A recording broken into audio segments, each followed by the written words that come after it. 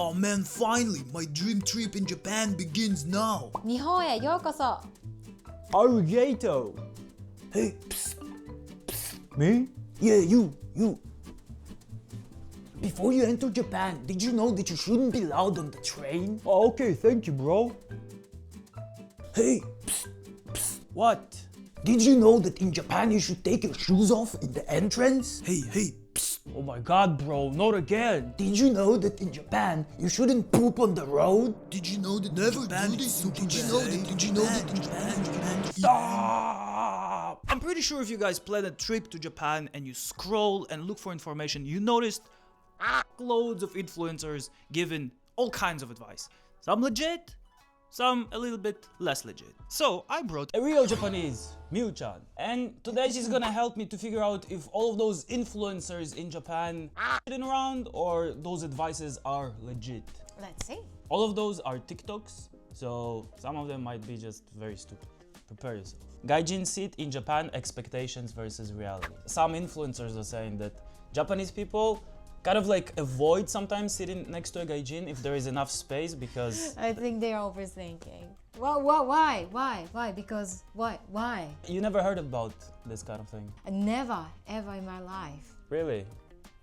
Because you're Gaijin? Yeah. I mean, that's what they say. For me, I've been here almost 3 years, never happened to me. So they say like a gaijin seat. I wish that sometimes I would have a gaijin seat because it's nice when you have like a little bit of space. Maji? Maybe that happens not in Sapporo, maybe Tokyo or Fukuoka. But I don't know. I don't think the Japanese would do that on purpose or anything. I never seen that. I never heard of it.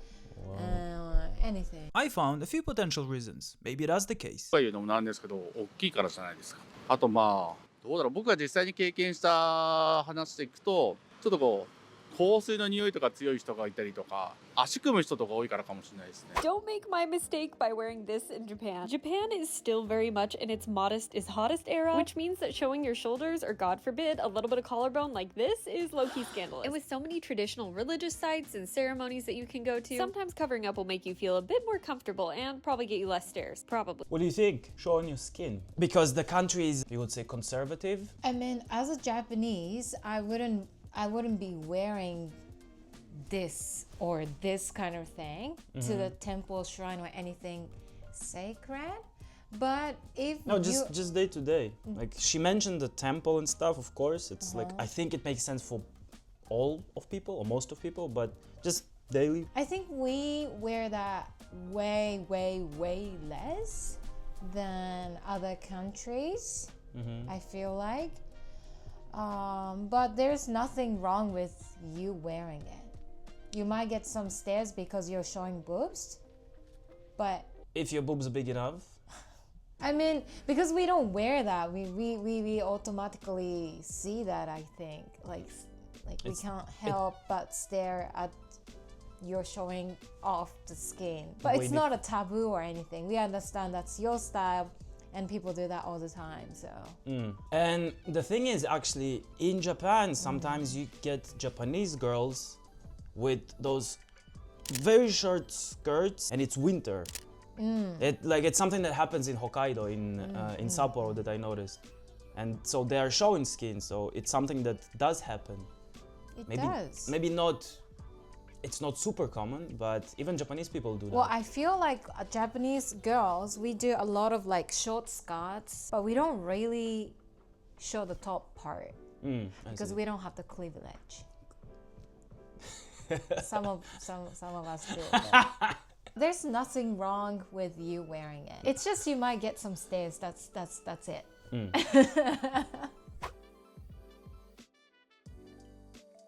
Don't spread perfume too much.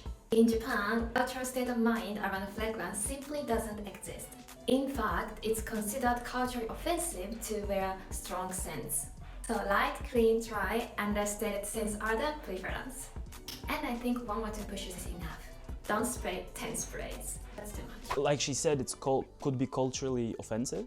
Not culturally, but some people literally have allergy to those strong smells, and I'm actually one of them. No, really. Sometimes, like, people put a lot of fragrance in or softener in the laundry, and then if I'm, let's say, in the same escalator or something, I smell it, creates my headache like instantly. Is It's that almost like allergy. is So that it's not about offensive or anything. Like, it literally causes me like headaches. is that common with Japanese A people? lot of or- people have it, yeah. Oh, really? I remember when I was wearing, like I used to wear, until I started dating you. I used to wear Axe and stuff like that. And you said, I think it was my first visit here, you said that it was too much. Yeah, because we were going to my family dinner or something, and you put a lots of like So, yeah, just a smelly stuff, like yeah. very smelly. And I'm like, it's gonna ruin the food. Damn. And what if the people don't like you smelling like that? It's too strong. Mm. You can wear whatever you want to do. You can even walk naked. Well, naked is not good, but but don't do 10 push of cologne. No, that's a big no for me. A TikToker that posted on YouTube, I guess she does both things, and I'm very curious to hear what you think. And I thought I would just go ahead and give you the rundown of things that you absolutely cannot do in Japan. So number one is murder. Murder is actually very illegal in Japan. It's just not accepted by society whatsoever. It goes against the very traditional Japanese concept of ikiru, which is a little bit untranslatable, but it means something along the lines of to live. Japanese people have this. Okay, I think that's enough of what do you think? Wow.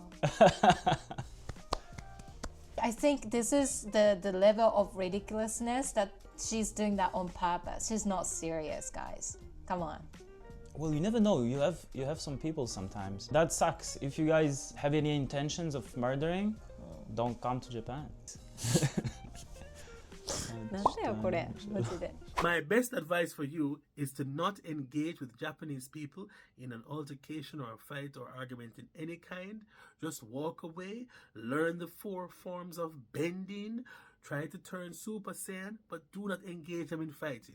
Because Japan is for the Japanese, and the Japanese police are more likely to believe the Japanese citizen. The conviction rate of Japan is 99% when it comes against foreigners, if I'm not mistaken. Is it?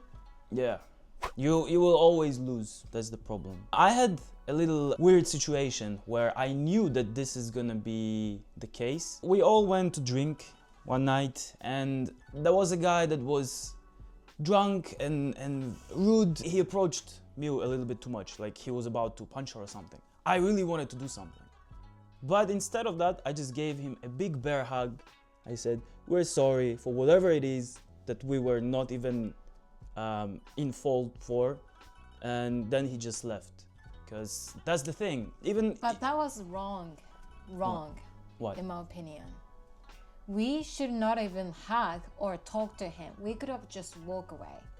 But he was very close to you, and it seems like he was about to do something, so you never know, and he was drunk. So what if he would do something? Then I would get angry, do something too, and then I would lose and go to, like, lose in court or whatever, and then go to jail. So Well, yeah. probably you will lose against the Japanese person. It doesn't matter what. The biggest mistakes I made when I first came to Japan. So if you have a bowl of rice, I mean, when you place your chopsticks, they should be over the top or in front.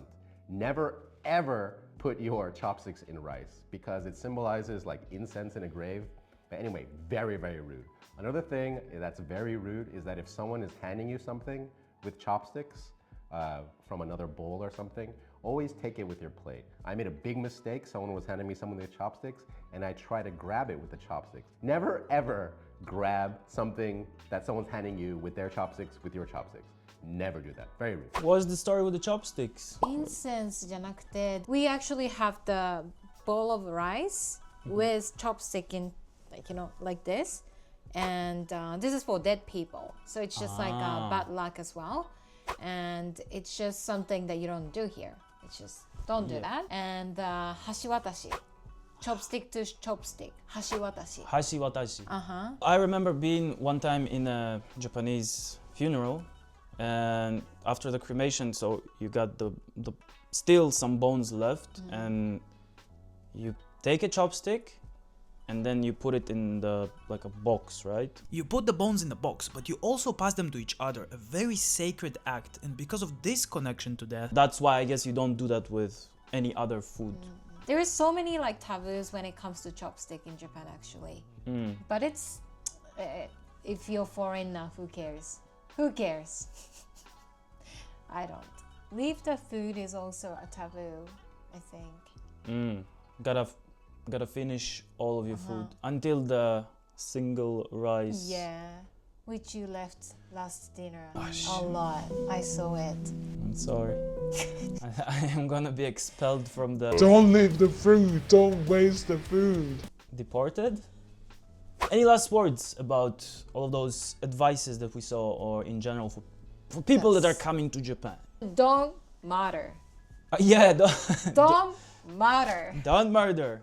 Those little rules, I feel like there are those rules actually exist, but you shouldn't be so strict or so stressed about it. It's okay. Everything is okay. Yeah, just don't be Johnny Somali and you'll be fine. Okay. Thank you very much, Miu-chan. ありがとうございます。 hopefully enjoyed. Please comment down below if you crossed any weird rule in Japan, or if you have some useful advice for people that are planning to come to Japan.